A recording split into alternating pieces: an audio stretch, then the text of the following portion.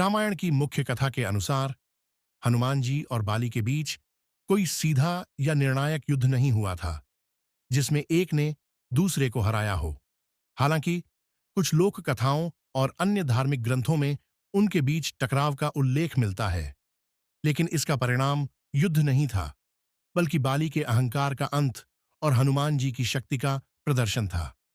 मुख्य रामायण में हनुमान जी ने बाली से युद्ध करने से परहेज किया। इसके कई कारण थे। कर्तव्यपरायणता। हनुमान जी सुग्रीव के मंत्री और सलाहकार थे। एक मंत्री के रूप में उनका कर्तव्य था कि वे अपने राजा सुग्रीव के प्रति वफादार रहें, न कि व्यक्तिगत लड़ाई लड़ें जो सुग्रीव के अपमान का कारण बन सकती थी। बाली का वरदान।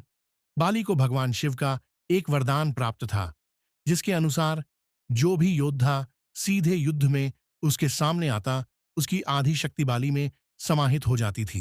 हनुमान जी की असीमित शक्ति के कारण यदि वह लड़ते तो बाली की शक्ति भी उसी अनुपात में बढ़ जाती, जिससे युद्ध विनाशकारी हो जाता।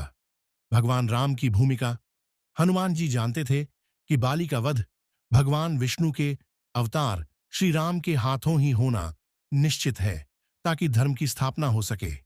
एक अन्य कथा के अनुसार जब बाली ने अपने अहंकार में हनुमान जी को युद्ध के लिए ललकारा और भगवान राम का अपमान किया, तो हनुमान जी क्रोधित हो गए और उन्होंने चुनौती स्वीकार कर ली।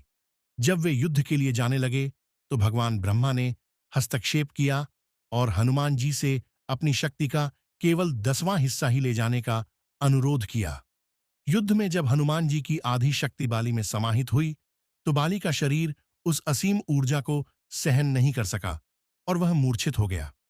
तब उसे अपनी गलती का एहसास हुआ और उसने हनुमान जी से क्षमा मांगी।